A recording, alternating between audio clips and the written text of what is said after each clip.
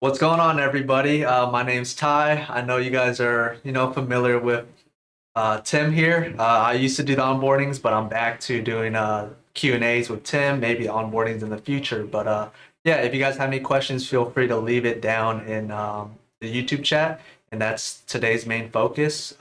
Just answering any questions anybody has. You have anything else to add? Or No, I'm just kind of happy to be here. It looks like we don't have a lot of questions. We don't have any questions yet. So we can just kind of pick a topic and start talking about it, maybe. And then, and for anyone here that's listening, if you did come here with questions, just drop it in the chat, and we'll stop what we're doing to address your questions, because that's the whole point of this stream. But until questions come, we'll be left to our own devices. Yes. So yeah, a topic that I usually see that's been very common in the crypto space right now, even though like the crypto market's kind of dead, is scam NFTs. Yeah. And a lot of people choice. aren't really familiar with scam NFTs or how they work. So if you want to pull up Ledger Live and maybe show them. Yeah. See. I don't know. I don't have any scam NFTs personally. There are definitely some in this. You have some. Okay. So Tim can show you a few. Yep. So right here, so it's really common on Polygon. Change the source so they can see it. Oh yeah, that's probably a good idea. Yep. Okay, cool. Oh, actually, it looks like our video capture device here is kind of stuck on a previous screen. Yeah. Bear with us for 1 second while we fix this. If you want to go over and talk to them about what's it called, about scam NFTs a little bit, and then Sure. I'll fix this real quick. Sure, yeah. So, of course, as you guys know, right, with the blockchain nature, your wallet address is going to be public. And a lot of scammers nowadays are very clever, and they're going to try to target you any way possible. And with NFTs, while Tim's fixing this, he'll show you how they look. And basically what they try to do is they try to social engineer you into clicking a link, sending them like manic. Scam NFTs are very common on the Polygon network just due to the nature of low gas fees. So they're able to airdrop NFTs to numerous users, right? Because when they airdrop NFTs, the smart contract owner is responsible for paying the fees. So yes, now Ledger Live is working. So you want to show them some of the scam For NFTs? sure, yeah. So yeah, I keep these around in my Polygon account. As Ty was saying, super common on Polygon. You'll see them also on ETH sometimes. But yeah, so basically anything that looks too good to be true, like basically anything here, Lucky Raffle promo, Unis meta, like airdrop stuff. If you go here and you click on this, and you look in the description, and it says anything about like winning something or free stuff or go to this link to claim anything, 100% a scam. Like, unless it's something that you, like a project that you actively sought out and you are expecting to receive something like that, like whether you're a winner or not, like that's a different situation. But if anything that shows up unexpectedly in your wallet, this is what it would look like. It looks something like this. Let me go back to here. So yeah, so you can see there's a bunch. Ape NFT ticket number. Like I don't own any ape or anything like that. Airdrop, like if it says airdrop, it's a scam. And one thing I want to point out is, like Tim mentioned, right? If it's too good to be true, it probably is. Yeah. Right. Going back to like this uni one, right? It's like one NFT swap 3,000 USDC. It's like some of them will look like, oh, if you swap 3,000, you'll get like 6,000, right? Yeah. Nowhere in the crypto space are you going to be able to swap 3,000 of one asset to get double your assets. Right. That's just not possible. Yeah, there's no such thing as a free lunch. Yeah. That's very much true in the crypto space. Right. Some might argue that, staking your assets and you earn rewards, that's kind of a free lunch in a way, but not really. This is a totally different situation. Right. This is and we got a question from we got a question. All right, cool. You want to so he's asking, what about the NFTs, how to delete them? So like I mentioned before, right, your wallet address is public on the blockchain. When someone sends you an NFT, you can't necessarily delete them. What you can do in Ledger Live is hide them. So you want to show them how to hide them? Yeah, so this one right here that I have pulled up, if you click on these three dots right here, so like let me go all the way back. Let me go back to start from the beginning. So you open up your account, open the Polygon. I look at these Ape NFT tickets. Open that up. Oh, what's this? you have received a coupon, you can exchange it for 300 ape coin. Whoa, well, that's a scam because obviously no one's going to give me 300 ape coin for free. Exactly. So I'm going to hide this. Click on these 3 dots right here and then hide NFT collection. And that'll basically, it's not going to delete it from your account, but what it will do is it will make it not visible so you don't have to look at it. Yeah. It's kind of like sending a spam email to your spam folder in your email account. It's still there in your email account, but it's just kind of hidden in your spam folder. Right. And the best practice, right? Once you identify that one of these NFTs are a scam, just don't interact with it, right? Yeah. Don't interact with it. Don't click on anything, and you should be good, right? Another thing I want to address is these scam NFT airdrops do not affect your assets as long as you don't interact with them, right? So, like Tim mentioned, just hide them as soon as you identify that it's a scam. Just hide it. You'll be good. Yeah. Yep. Yeah. It can be tempting. Like I can show you. Let me see. Let's see. Let's go to I guess this one. Let's see if there's a link and I'll do it for you safely. Let's see if we can. So you have to go to the website polyevent. Oh, there it is. Yeah, polyevent.io. So let's see what happens when we go to polyevent.io. Yeah, let's do that. It might not even be up. So I honestly, I don't think my work computer is even going to let me go to this website. It's totally flagging it, so it looks like I can't even go to this website. But basically, what it would look like if you do go to one of these scam websites is it'll look very much like a crypto project, an up and coming crypto project, and then maybe there'll be an option to connect your wallet, or maybe they'll say, please provide your recovery phrase, or they'll try to get you to give them information or to trick you into doing something. Right. So if you were to connect your wallet to a scam website, like through MetaMask or something, then it might try to trigger like an automatic transaction, which you would have to approve on your Nano. So it wouldn't be possible for the scam website to actually steal anything from you without your permission. But what they could do, they could trick you. Right. They could say like, okay, cool, we see that your wallet's connected and you're eligible. Good news. Sign this gasless transaction to receive your free airdrop.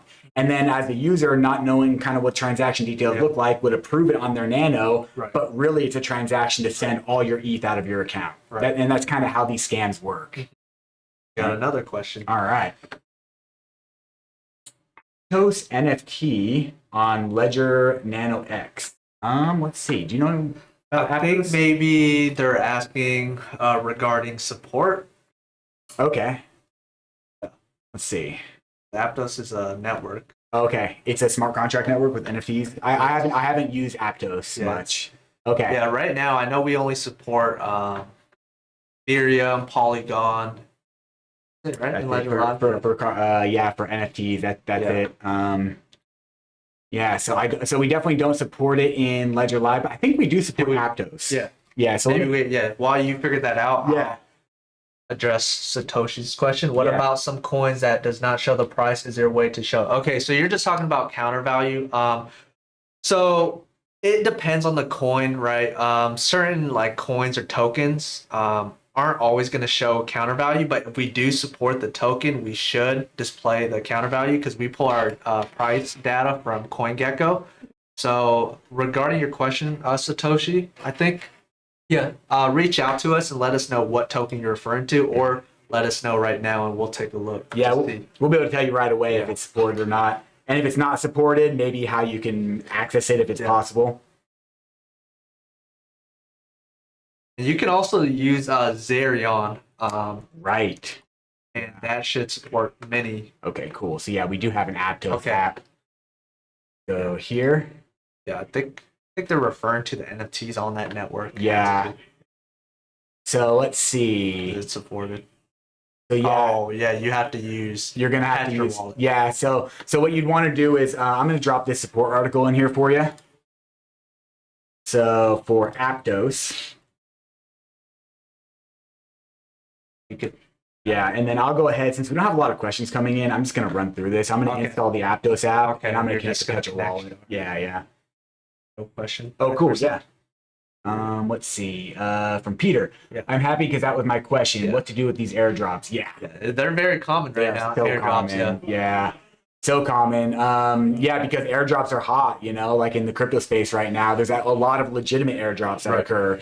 And so it's very, very easy to trick people, especially people that are just getting into crypto who expect to see airdrops because that's part of the crypto experience. And it's just, it's a really powerful social engineering tactic right now. And they're getting away with it because there's just no infrastructure to deal with it. Like there's like hardly any, wallets out there that can detect like what a scam versus what isn't a scam. Things will get better in the future, but right now we're just in the early days. For real. Yeah. All right, Aptos. Let's check out Petra Wallet. I've never checked out Petra Wallet. Yeah. Oh, cool. It's a Chrome browser too, a browser app. Look at that. Okay, cool. So Add to browser. Let's go ahead and add this to our browser. Yeah. Looks like a browser extension. Yeah. And while he's setting that up, so for any assets or like let's say for AVAX, right? We don't support AVAX C chain and Ledger Live. You'll have to use third-party wallets. A lot of questions that arise from connecting to third-party wallets is my assets at risk? Is my recovery phrase at risk? You kind of want to address that and explain how what happens when you connect your ledger to some of these third-party wallets with the Connect hardware wallet. You want to address it? You want me to address it? If you want to. I could address it. Yeah. So whenever you guys connect to like wallets such as MetaMask, Tahoe, all these software wallets through the Connect hardware wallet option, you're not really doing anything other than essentially, because all these softwares, right, they're visualization tools, and all you're doing is exporting your public key, right? Your public key is basically your wallet address, and what you're telling these software wallets to do is, hey, scan the blockchain and tell me what assets I have on these blockchains, right? As we know, when you connect your hardware wallet to any of these software wallets, right, you still need the approval on your Ledger device, right? That's where Ledger derives the security, right? All your transactions performed on these software wallets do require you to approve the transaction, right? So whenever you guys connect to, let's say, Petra wallet, right, we know this is perfectly safe. What Tim is doing right now is not safe, showing the 12-word recovery phrase, right? But this is for video demonstrations. And this is a hot wallet. Yeah, hot wallet. I'm never going to load any funds onto this wallet. So so this recovery phrase is okay for me to share with you guys because I know that I'm never going to. However, all of you watching right now, you could copy down this 12-word recovery phrase right here and get access to this exact same account. You could take this account from me if I were to put funds in this if you wanted to. Yep. But what Tim is going to do is he's going to set up the hot wallet, and then once Petra wallet's set up, he's going to go through the connect hardware step, right? And what that's going to do is it's going to populate all the Ledger derived accounts. You guys will see how that looks here in a second. Sorry, slow typer. You're good. Usually the flow is a little bit more smooth than this, and they only ask you for like 2 or 3 of the words, but Petra Wallet is not messing around. It's like done. I'm good. Okay. All right. Welcome to our wallet. Okay. And I'm pretty sure I'll be in the wallet extension. Yeah, true. Okay, so let's go here. Petra. Yeah, there it is. Petra Aptos wallet. We open that up. Let's click on this little. I'm probably called the Identicon. Yeah. All right, cool. So then import from Ledger. We got it. We are in. All right. So I've already got the. Let me. And you want to show them like the hot wallet address of the Aptos account. Of course. Good so call. They can see the difference between the hot wallet and Ledger. Yeah. Okay. Cool. Yeah. So 0x. Yep. So that you guys can see 0x81. Yep. And now let's connect the Ledger. Yep. We'll get a whole new set of accounts. So we'll add the account. We're going to import from the Ledger. Yep. We got the Aptos app opened up right here. It's unlocked with the PIN. We're good to go. Let's pair it.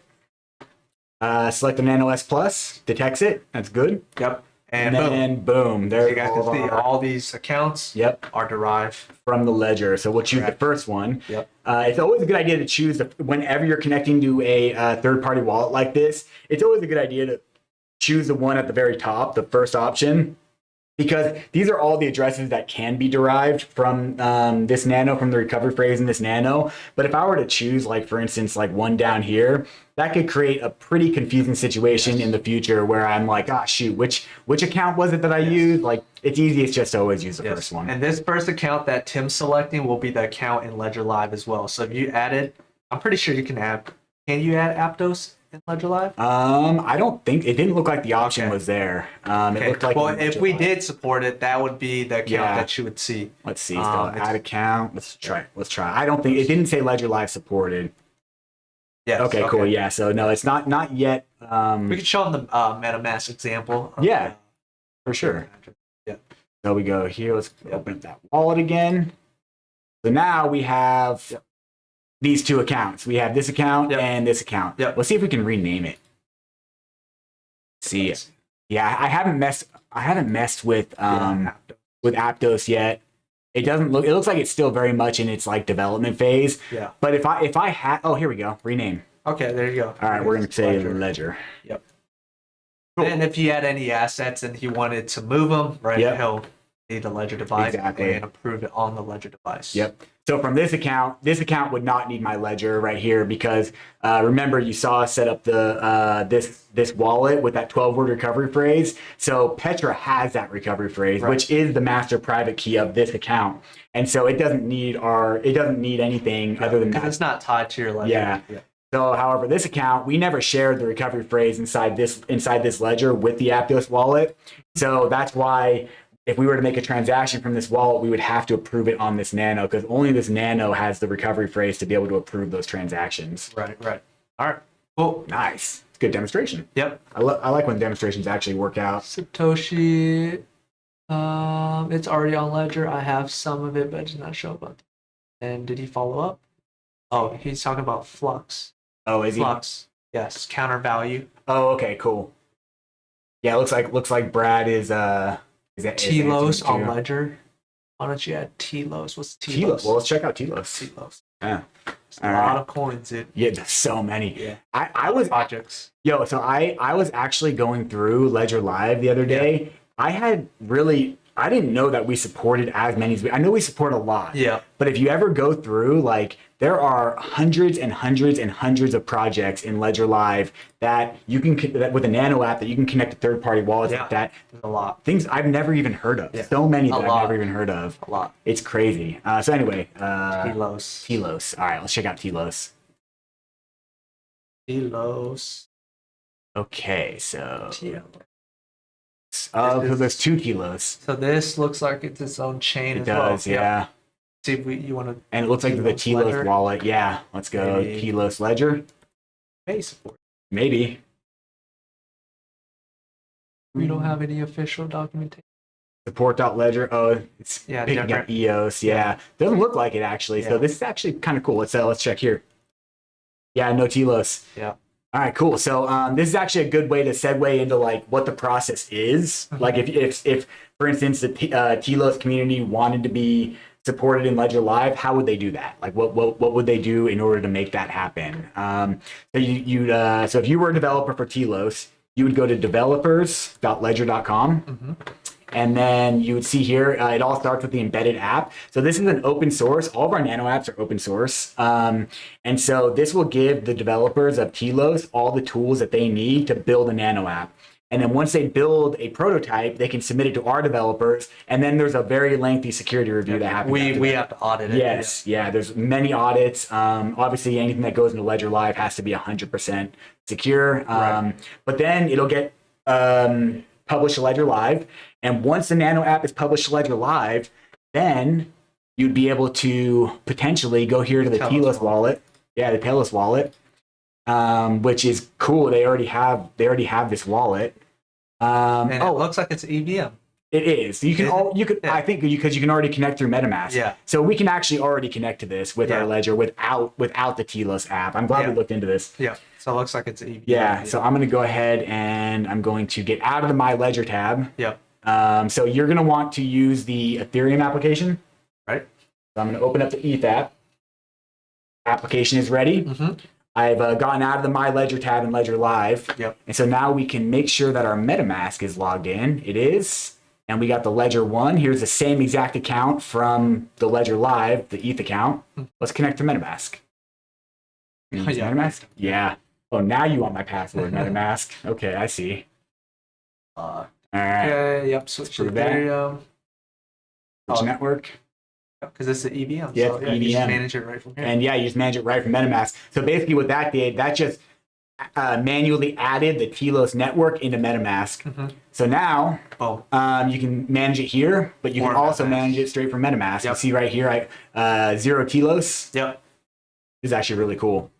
Yeah. And you can use Ethereum app with all EVM chains. So let's just say you have tokens on Polygon. You can use Ethereum app on MetaMask to manage your tokens and coins on Polygon. Exactly. So, yeah. Super cool stuff. Who asked that question? That one. Yeah. Telos. Yeah, where'd it go? I don't know. I swear I saw it somewhere. I think it's highly unlikely that we both made this up at the same time. Yeah, we did not. I saw that for sure. Yeah. Maybe it was deleted or something, but there was, here it is. Why don't you get Telos on Ledger? Yeah. So hopefully that answers your question, Satoshi. Yeah, you would just use MetaMask like Tim showed you. Add the network and then use the Ethereum app to manage the coin itself on its native network. Also, Satoshi, let us know, because I did notice when I searched for Telos on CoinGecko, I did notice that there was also this Telos coin here, which has the ticker Telos. So if that was what you were talking about, let us know and we can look into this one. Yeah. But less likely to be this one because it's so low in market cap. Right. Next question. All right. Ken. Ken.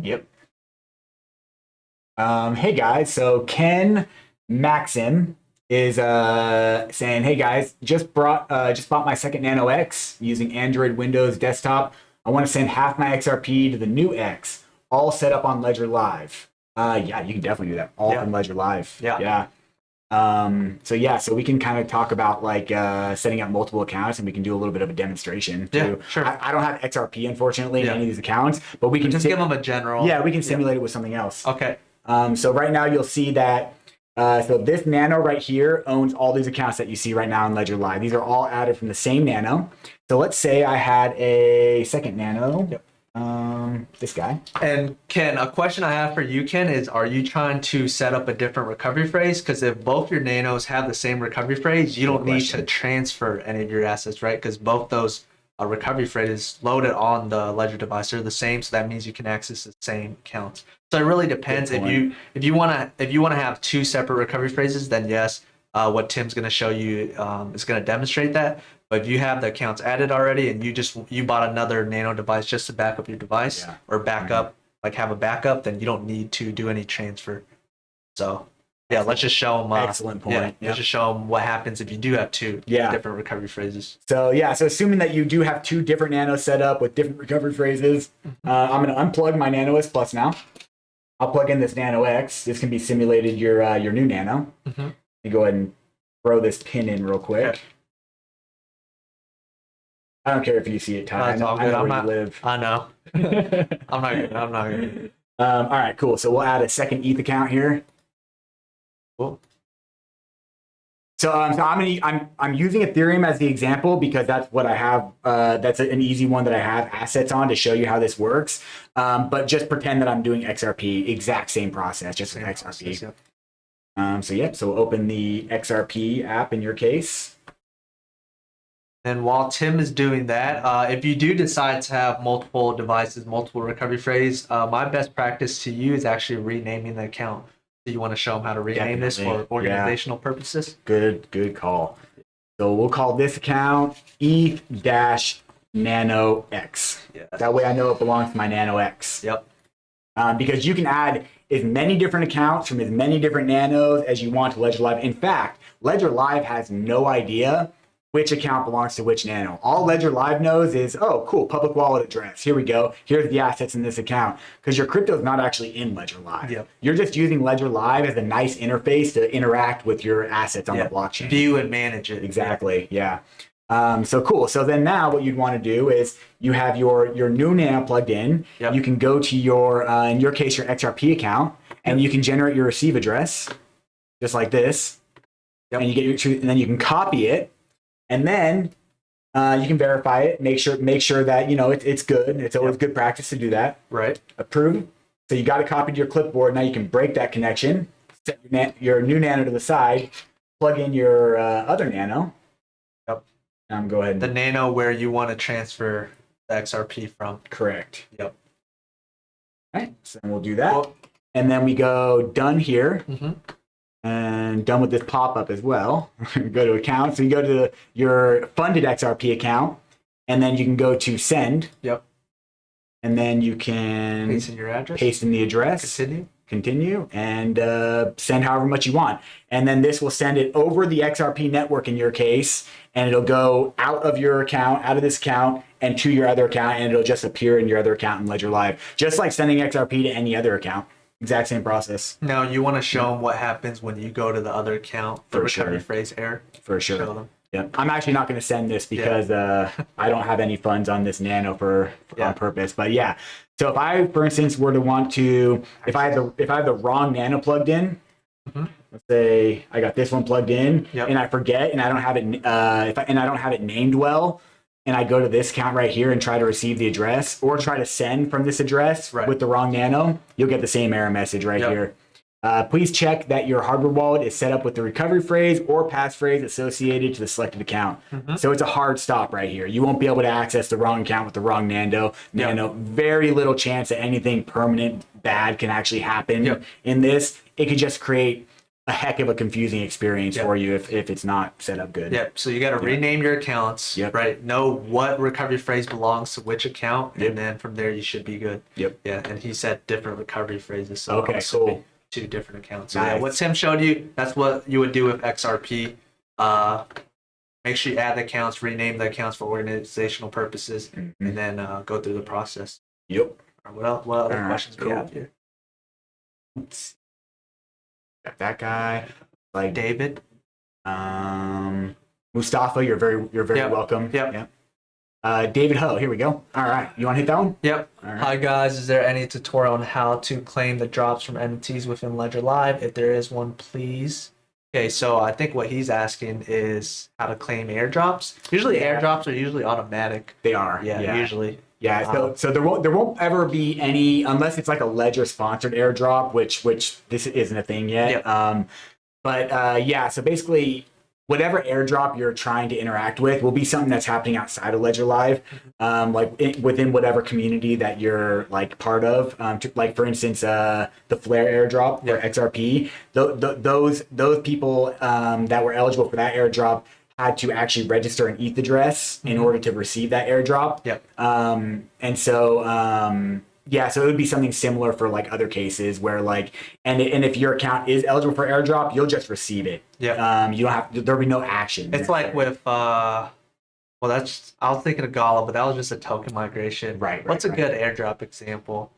Oh, like Optimism. Like that was automatic. That's right. That was automatic airdrop. Yep. So it really is like dependent on what community or what network you're talking about. But he's talking about NFTs, so if it's NFTs, you're gonna do it outside of Ledger Live. Yeah, and if it's in like unexpected, like we were just talking about the scam NFTs, like if you receive some random unknown NFT that's claiming that you're eligible for something like an airdrop, it's almost certainly a scam. And definitely, if you do have some stuff like in your wallet that you want us to check out, and just to respect your privacy here on this live stream, reach out to us at support.ledger.com and we will tell you if it's a scam or not.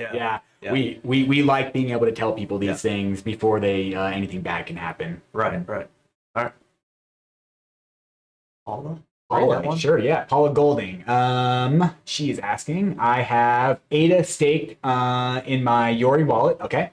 I want to connect my Nano. Do I have to unstake my ADA before doing this? Also, same question for Cosmos Station wallet tokens, Bet and Atom. Okay, so the process is going to be different for all of these. So ADA is they actually have a really cool staking mechanism. It's very fluid and there's no lockup. If you stake your ADA balance through Yori, then you have your staked ADA. You can withdraw from that wallet without unstaking. You can send more ADA to your wallet, and it'll auto stake it into that stake account. And so ADA is a little bit different. However, with Cosmos, with Atom, I'm not 100% on FET. I haven't actually interacted with that, but Atom does have like lockup periods. I believe it's actually 28 days to unstake it. So the process is going to be completely different. But your question was, I want to connect my Nano. Yeah, of course you can connect your Nano. Yeah, so you can connect your Nano, and then you can send all of your stake. If you have your staked ADA in the Yori wallet, the Yori hot wallet, you would connect your ledger and it would create a new account. You can just simply send that entire balance from that wallet within Yori to your second account and then restake it from your second account. Yep. And then Atom's obviously going to be a little bit more confusing. You would actually have lockup period. Yeah, you'd have to unstake it and then wait the 28-day lockup period, and then you can transfer it. Yeah.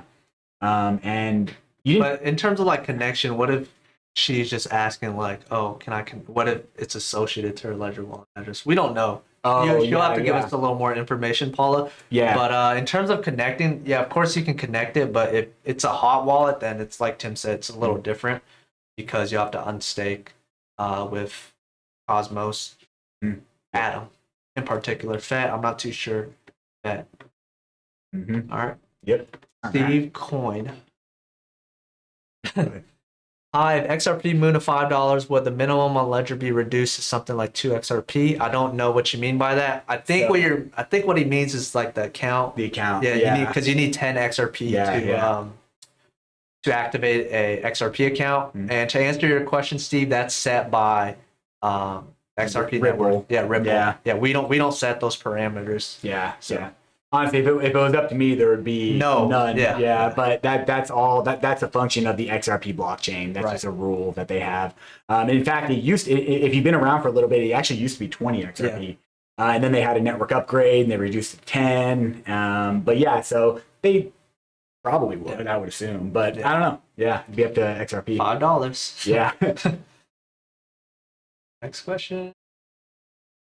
Yeah, what you have looked at is awesome, sweet Satoshi. Yep. So we showed them the right thing. Yep. Yeah. So metamask. Add the Telos network, and then use Ethereum app to manage those Telos coins. Yep. Yeah, and you actually what's cool about that? I found that was really cool about that is you can use that wallet, the Telos web wallet. Yeah. You can manage it from here too, right? Yeah, but you don't even need the Telos web wallet. You can just you can do straight up from MetaMask. Although actually there's NFTs on it. It does have NFTs. MetaMask just had a recent upgrade to their network. You want to show them chainless? You should show them chainless. Yeah. So what Tim's going to show you is a very good website that will allow you to add networks, all EVMs. Yep, link them. Add EVM. And this is like a one click and boom, you add your network. You don't have to manually enter the network and RPC details. You're good. Yeah, it's super cool. So you can add that. So for a little context, you used to have to do this. So if you wanted to add another network to MetaMask, you would they changed your UI. You go to T. Here it is. Add network. And then add network. And then you actually would have to there it is. Yeah, add a network manually, and then you'd have to put in all this information. Right. So some really smart people decided that they would compile all this information and automate it. Yeah. So you just one. Yeah. So you connect your MetaMask wallet, and then you can add pretty much any EVM chain. Search up Telos. It'll probably pop up. Yeah. Guaranteed. Telos. Boom, right there. Yep. And you would just click add to MetaMask. Add to MetaMask. And then approve it. Yep. And then it just adds it right to MetaMask. Boom. That's it. And then you can manage it that way. Right. Super awesome. All right. Next question. All right, so we got that. Can we address Ken's question? David, thanks for the info. No problem. Sure. Yep. Yeah. You guys are all very welcome, most welcome. Looks like Brad did address Amir's question. Amir can. Let's see. So obviously Brad always gives good answers. Shout out to Brad. Shout out to Brad. He's he's pretty amazing. Okay, so looks like we've hit the end of the road for questions. If you do have more questions, feel free to drop them in. But it sounds like we're kind of being left to our own devices again. Yeah. So we addressed scam NFTs. We did. Yep. Let's see. There is. What do you want to talk about? Yeah. So there's a scam NFTs, and that is a big deal. More just because there's a lot of confusion around it, and but I don't think scam NFTs work a lot of the time. So I think a lot of people are highly skeptical of things like that. And most time they reach out to us to find out, or they reach out to someone who's in the know.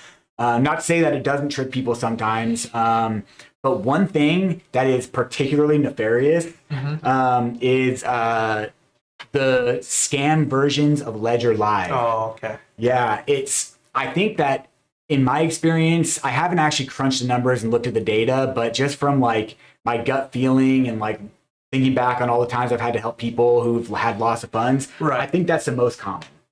Like, I think that Recently, though? maybe not. Yeah. Maybe but not. definitely in the past, Yeah. I'd say recently scam NFTs are the big one That's right true. now. They are making a huge comeback right now. But I think people are starting to understand to never give up. Yes. So that's definitely the moral of this story. So I think that What did Paula say? oh, here we go. Oh, so she's saying, can you show me how to reduce full screen Ledger Live? Let's see. There should be Yeah. should be the green button. So yeah, it should be this button. You right want to here. switch? Oh, yeah. Yeah.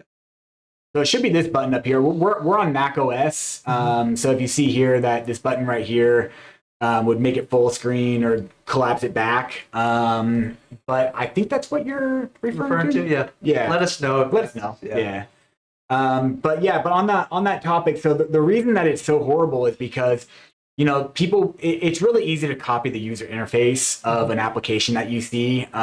You know, if you're like even just a mediocre developer, you can, you know, copy it or whatever and kind of make it look a little similar. Right. And so a lot of scammers out there will make a fake version of Ledger Live that will, as soon as a user tries to connect their Nano, it only has one function, and that is to send an error message and then tell the user that something went wrong and that to regain access to their accounts or to back up their accounts or to do something, you know, that seems maybe a little bit plausible, enter in your recovery phrase in the following screen.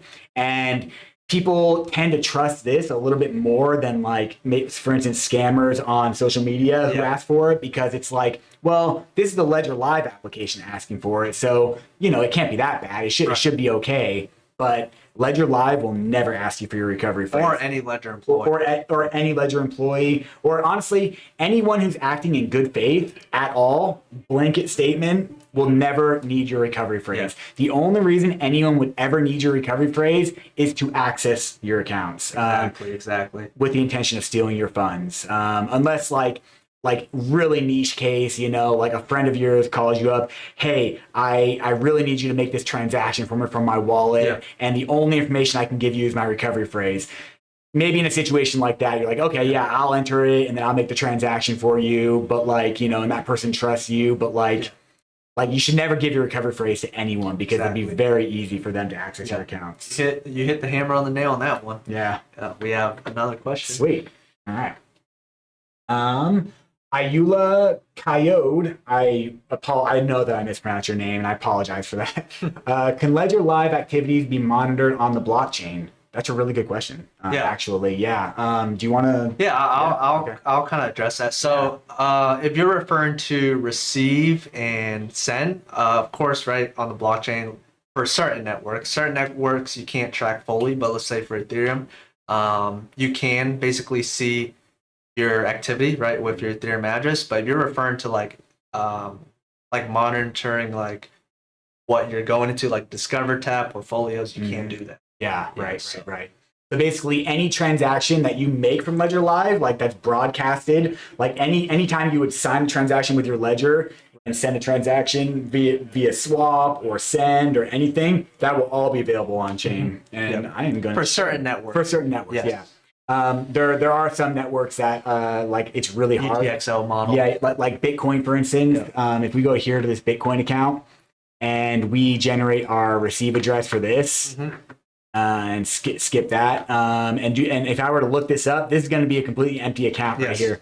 Even though right here you see that there's $32 worth of Bitcoin in this Bitcoin account in Ledger Live. If I go here to Blockchair and I look up this Bitcoin account, there's nothing in it. You got the extension. That's kind of neat, dude. It's just right there. Yeah, the Blockchair extension is so nice. You just go like that, and it searches like most blockchains. It's pretty nice. So yeah, this is an empty wallet right here, and so the reason for that is because every time you receive funds into a Bitcoin wallet, it generates a new address to receive funds the next time. And there's a lot of reasons for that. We don't have to get into that unless you want us to. Yeah. We'd be happy to. It's basically, in short, basically synonymous. Yeah, Right? it makes it more security anonymous. feature. Yeah, Bitcoin built in. It's kind of like a digitally matching like a cash system, if you think about it. Like, imagine a situation where you go to a grocery store, you pay for a candy bar with $100 bill, and then the cashier takes that $100 bill and then gives you, $95 in change. And then that's now being deposited back into your wallet, but within Bitcoin, that change is received on a change address, a new address. So you have, that's kind of how that works. But however, for Ethereum, you can go here and you can receive get your Ethereum receive address, and the address is going to stay static throughout. And then you can copy that, and then you can come over here to Etherscan. Oh, you can see his whole entire transaction history. Everything that I've ever done with this account ever can be seen right here. All my little transactions, which I don't make many from this account. Mainly just stuff to show people. But yeah, if you want, please check out my account. Copy this, check it out. And you can do the same thing, right? Get your receive address and just look up your transaction history on Etherscan or the Block Explorer. All right, Cool. It looks like Paul, awesome. Glad we could help. Sweet. If you have any other questions, please drop them. Cool. By sending those to a burn address, is there any chance to unwillingly sign a contract that could interfere or compromise the funds? See what they were. So, while you can send spam NFTs to the burn address, I see. It's not entirely necessary as you'd be burning gas. Yeah. So,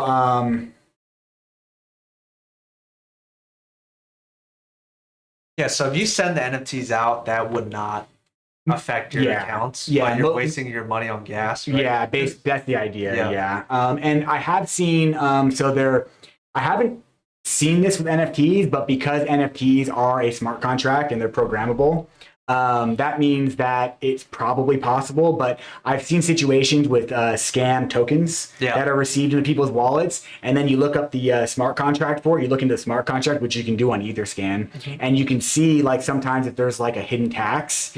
And so there are situations where like there could be something written into the code that could like charge you extra money you weren't expecting to pay to make a transaction. And of course that would show up on your Nano like in the fees and stuff, but it might be kind of hard to read. Right, and sometimes people rush through that. Exactly, So it's like I said, there's no incentive to send out the NFTs. Hiding the collection or don't interacting with it in general is the best practice.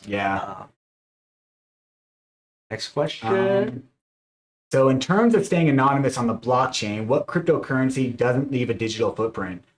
Just like privacy coins. Yeah, Monero. UTXOs, Monero. Yeah, Monero. Zcash, I think. Zcash. Yeah, so Zcash has shielded address types that are very anonymous. However, I'm going to warn you, Ledger Live shielded address types are not supported in Ledger Live. So if you do decide to look into Zcash, don't send shielded address types to your Zcash account, or you're gonna have some issues. It's gonna be a pain. We can help you, but it's a total pain. So it's easier just to not do that to begin with. Trying to think of another one that's privacy. I think Monero is the top one that stands out in my mind. Horizon? Is Horizon one? Maybe it could be. Yeah, I haven't heard of it. And also, while Bitcoin is pretty anonymous, mostly just because it's confusing. There are algorithms and there are bots out there that can reconstruct and compile all the different transactions and find links. So there are ways that people with high tech forensics blockchain capabilities could get a sense of how much Bitcoin you're moving around if you're using all that. But yeah, I think the only one I know of for sure that's very anonymous and Zcash, and Monero. Whenever users come to us with Monero questions, it's I'll do my best to help you with this. But they have to use Monero GUI. Monero GUI, in order to manage Monero asset. Yep. Yes. Yep. All right, cool. Looks like we hit the end again. Yeah, we hit the end again. Yeah. We keep answering questions. And this definitely, for all you viewers, this is definitely my fault, and I apologize for that. Usually we have our live stream scheduled like days in advance so that people can notify show up. And I realized at 3:50 today that the live stream for 4 o'clock was not scheduled yet. It's all good. So I had one of our Twitter guys send out a tweet about it, hopefully to drive in more people, but we're kind of just not getting a lot. So if any of you guys that are here do have other questions, please take the floor, because it's not a bad thing, because we're answering every question that comes in, right? That's true, yeah. For those who did show up, we appreciate you guys, and hopefully we were able to answer any questions you guys did have. For sure. Yeah, so. Yeah. Cool. Anything else? All right. So let's about 15 more minutes, so we can talk about whatever, huh? Yeah. So we address scam NFTs. Yep. Fake Ledger Live. Yep. Let's see. We address a lot of security practice, which is good. We did, and we talked about connecting to third-party wallets. Right.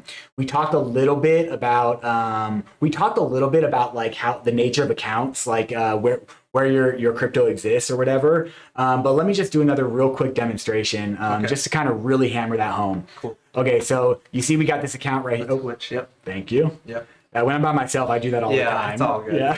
usually Ty will mod for me. He'll usually pop his head in and be like, "Hey man, can you switch the camera?" Yeah. All right, cool. So I got this account right here, this ETH account. Yep. It's got some funds in it.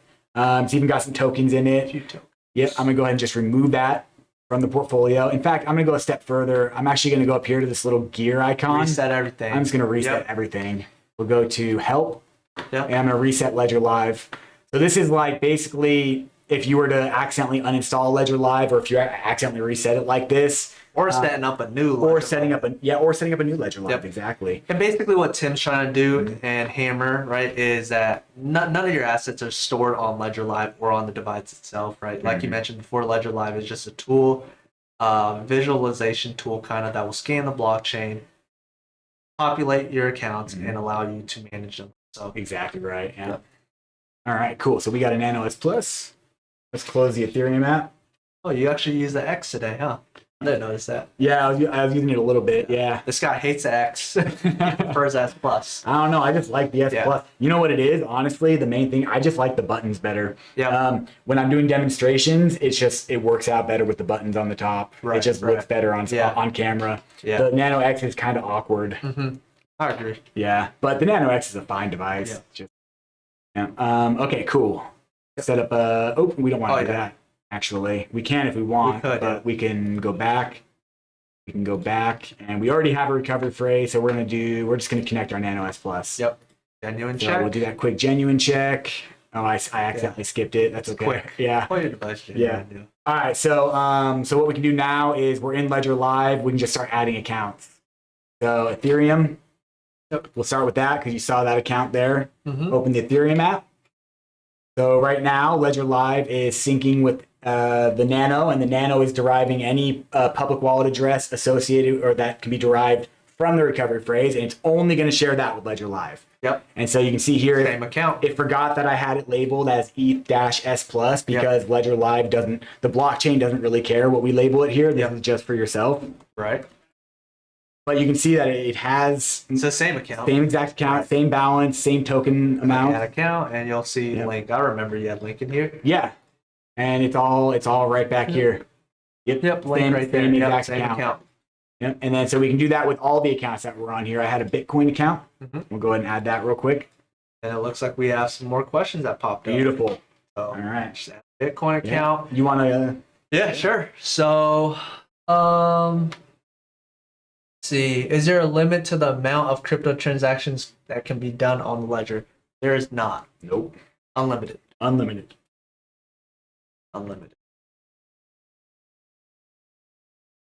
Stop that. Yep. Same account. Oh, we got our Bitcoin account back, and I can keep going. There's also an Arbitrum account. There's a Polygon account. We'll add any more that we need to. It's all there. We have another question from Derek J. Cole. Derek J. Cole. I think we nailed that one. Okay. We definitely did. Yeah. Can you choose Bitcoin fees when sending Bitcoin with a ledger? Yeah. You can. Check this out. Go here. Actually, first I'm going to Get generate. address. Yeah, I'm just going to generate a receive address to use. Fun fact: you can actually send funds to your own account from yourself. Yep. I'm not going to do it. Obviously, I'm just going to get Show you the gas. Yeah. And while he's doing that, one thing I want to point out is, of course, you can adjust the fees, but keep in mind, right, if you adjust the fees and your gas is too low, your transaction could be stuck, and which you'll have to use a third-party wallet or software called Electrum. Yes, So exactly. speed up your transactions. So sometimes you don't really want to cheap out on fees, right? Unless you're okay waiting hours or days to receive your Bitcoin. Yep. Yeah, so this is where you would put it right here. Yep. And then you can also go to advanced, Yep. and you can actually put in the exact amount that you want. And so the sat per byte, that's kind of a confusing thing. So basically, because it works differently, this is different than how fees work on Ethereum, but like on Bitcoin, it's all about block space. And so you're going to pay this many sats per byte of data that your transaction takes up in that block. Things that can affect that would be number of UTXOs. Like if you have like 100 different UTXOs in Bitcoin, all with $1 in them each, then it's going to take up a lot of space. Cost more. It's going to cost a lot more. And that mainly applies to miners. And we don't recommend, if you're using, like if you're receiving mining payments, we don't recommend Ledger Live. Yeah. And there are ways around that. Yeah, like there are ways to fix that. Like none of it, I mean, you can connect to Electrum, so none of it is not reversible, but it's just like it can create kind of a headache in the But yeah, that's how you adjust your fees. And one more thing I want to note for Bitcoin is when you do generate the receive address, next time around you can use a previously generated receive address, right? You don't have to use a newly generated Bitcoin address because all these addresses are tied to your XPub. But like I mentioned earlier, right, it's just for security and anonymous reasons why it's best to use a newly generated receive address. Cool. Next question, Dre. You got that? Yep. All right. So Dre asks, is there any ways to retrieve BEP20 tokens sent to the ERC20 address? Yes, there is. Definitely. You want to take that one? Sure. Why not? All right, cool. So, so basically, this one's actually super easy because we common too. And it's super common. Because like exchanges make it kind of sometimes confusing, or sometimes people select the wrong network. Yeah. And honestly, like there's really nothing wrong with this. The only reason that it annoys us is because it's something that we have to deal with constantly.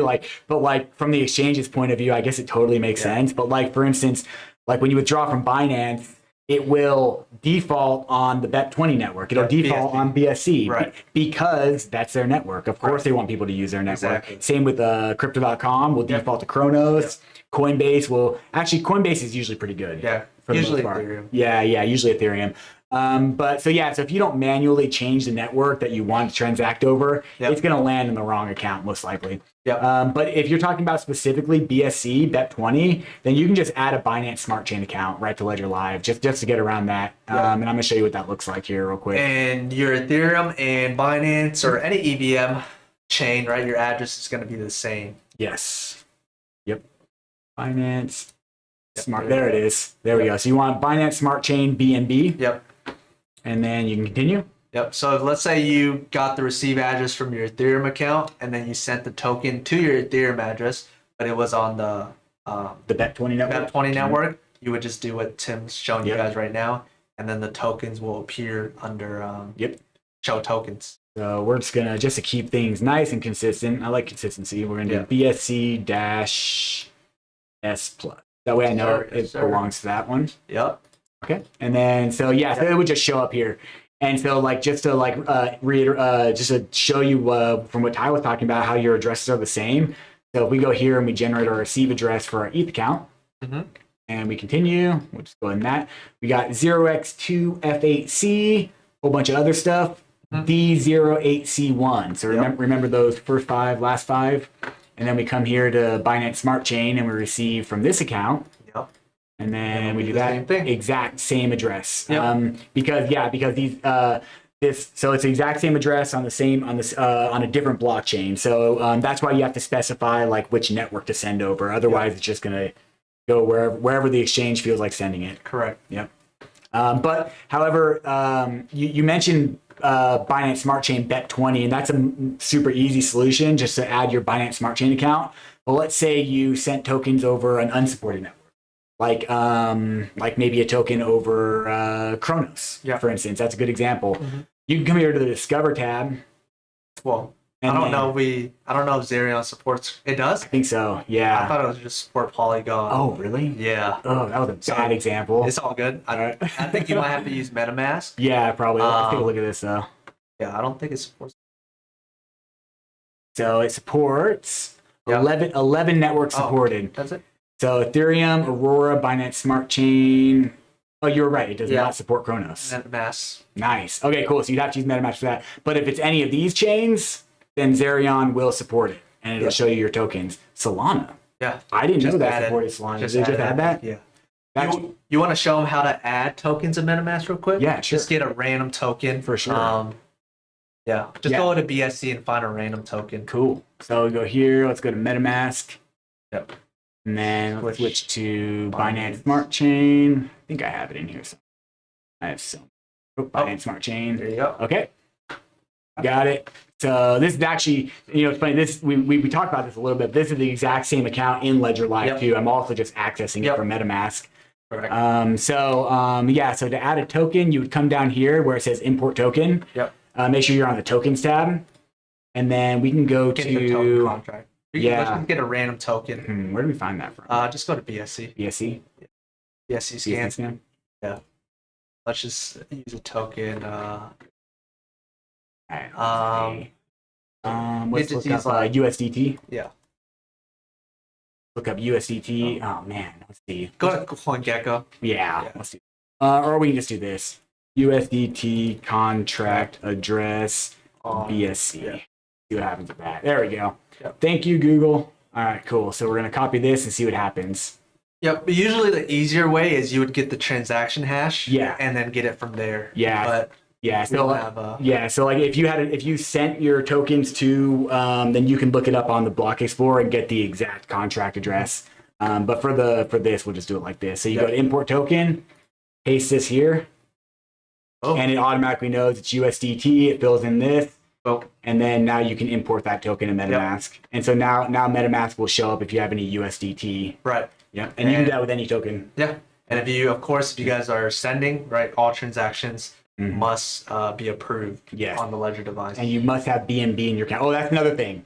Yes. Yes. Okay. So so since you added your if you add your BSC account to recover your tokens, you will need to send some BNB to this account to pay the network fees, because BNB is the native token coin asset for the Binance Smart Chain. Correct.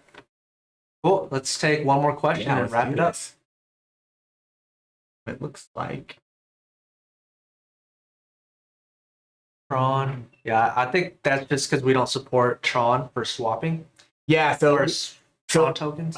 So basically, whenever it comes to swapping, we get a lot of questions about swaps. Yeah. Whenever it comes to swaps, it's very important to remember that all of the swap options that are available in Ledger Live are based on the region you live in and which provider can offer you that swap for that region. Yeah. So if you're trying to make a swap for a certain asset and you're not seeing it as an option in Ledger Live, or grayed out, then or it's grayed out, that means that it's just simply not available to you in your region. And there's really no good way around that other than our advice to you would be like, just find a good exchange. That you use. Let's see. I'll quick one. Yeah, take one more. Let's do it. Amir can. Will Ledger add support for Tezos NFTs? Do we? We don't currently not have support. NFTs. Yeah, we don't. So they have to use Temple. Yeah, you have to use Temple Wallet. I assume that it's in the works, but I don't know for certain. I would need to look into that. I would need to get with our Tezos integration team and find out what they're working on. Yeah.